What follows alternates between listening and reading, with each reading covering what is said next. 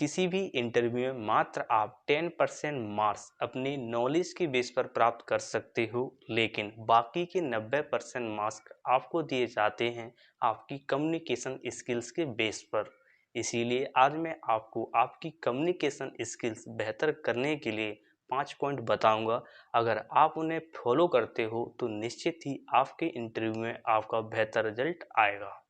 देखिए, इस बात से तो आप भी रूबरू होंगे कि first impression is the last impression.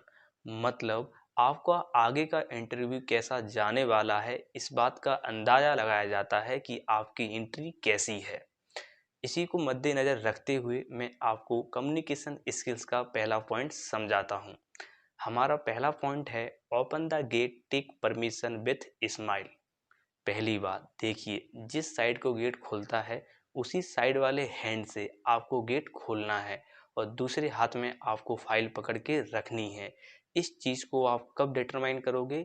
जब आप रूम के अंदर जा रहे होगे, तभी आपको सोच लेना है या देख लेना है कि गेट किस साइड को खुलेगा। अच्छा, मैं आपको एग्जांपल देके समझाता हूँ। मान लो कि जो आपका गेट है सामने वाला वो दाहिने हाथ से खुलेगा, मतलब वो दाहिने हाथ को खुल रहा है, तो आप इस हाथ से गेट खोलोगे और इस हाथ में फाइल पकड़ के रखोगे। दूसरी बात, ऐसा नहीं है कि गेट खोलते ही आप अंदर चले जाओगे।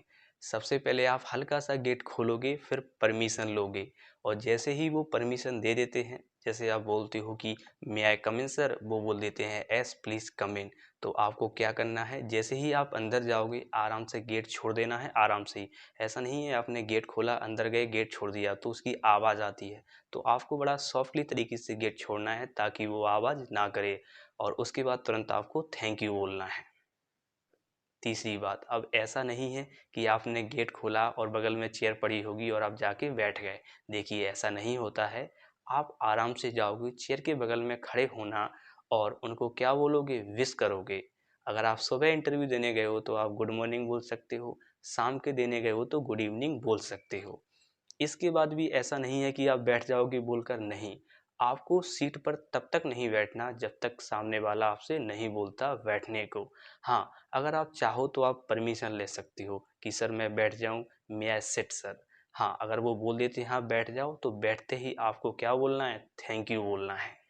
देखिए, तो इस प्रकार आप अपनी इंटरव्यू को बेहतर कर सकते हो। इसके बाद हमारा दूसरा पॉइंट आता है कम्युनिकेशन स्किल्स का। उसे हम बोलते हैं make eye contact with smile.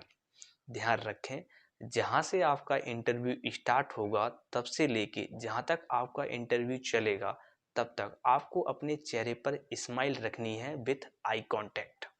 ध्यान रखें, क्या होता है जब आप इंटरव्यू देने जाते हो तो आपके सामने कम से कम 4 से 5 लोग होते हैं। अब ऐसा भी नहीं होता है कि वो सारे लोग आपसे एक साथ क्वेश्चन करेंगे, वहाँ पर आपसे एक एक करके क्वेश्चन पूछे जाते हैं।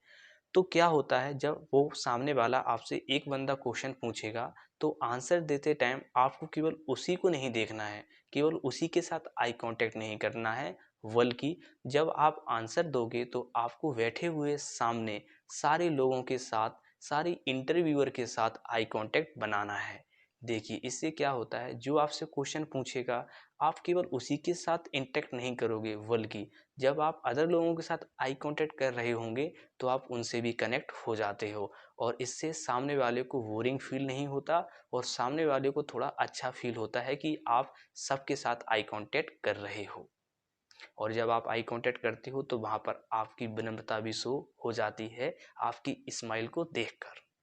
देखिए, इसके बाद हमारा नेक्स्ट पॉइंट आता है कम्युनिकेशन स्किल्स का, जिसे हम बोलते हैं सेल्फ कॉन्फिडेंस एंड हम्बलनेस।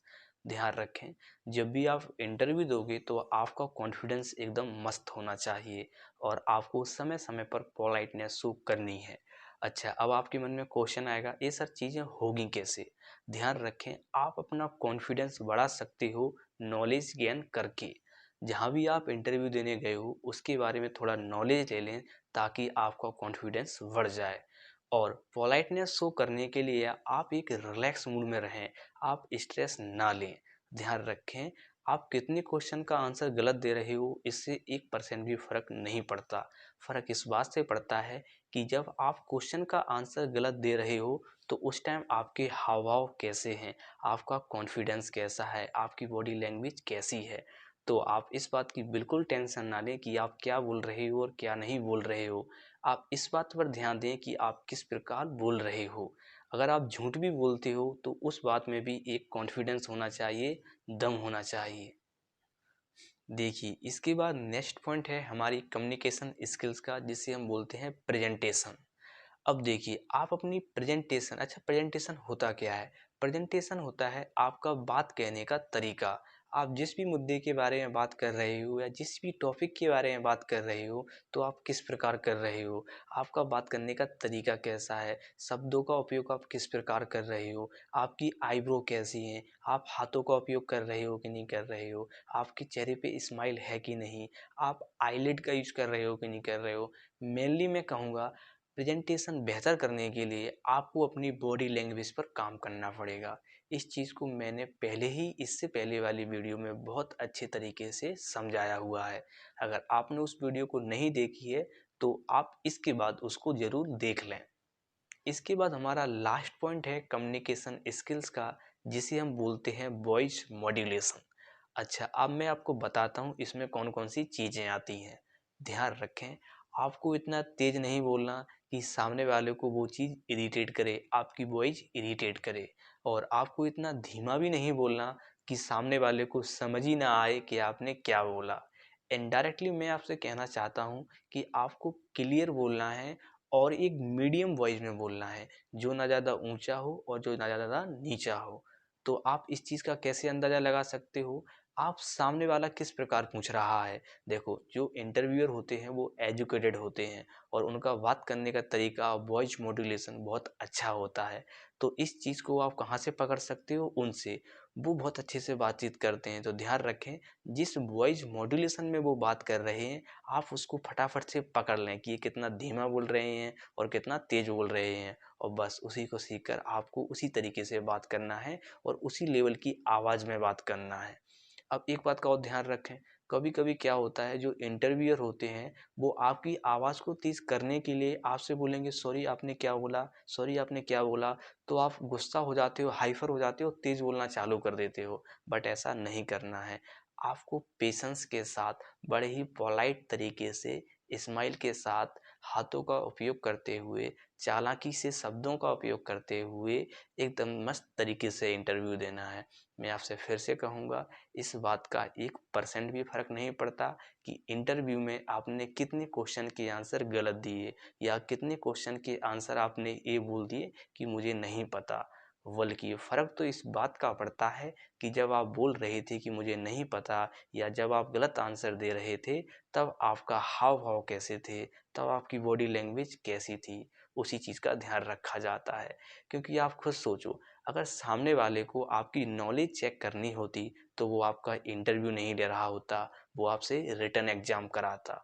तो बस आज की वीडियो के लिए इतना ही। मिलेंगे जल्द ही कुछ नए के साथ। तब तक के लिए नमस्कार। देखिए, अब चैनल को सब्सक्राइब करके ज़रूर जाएं।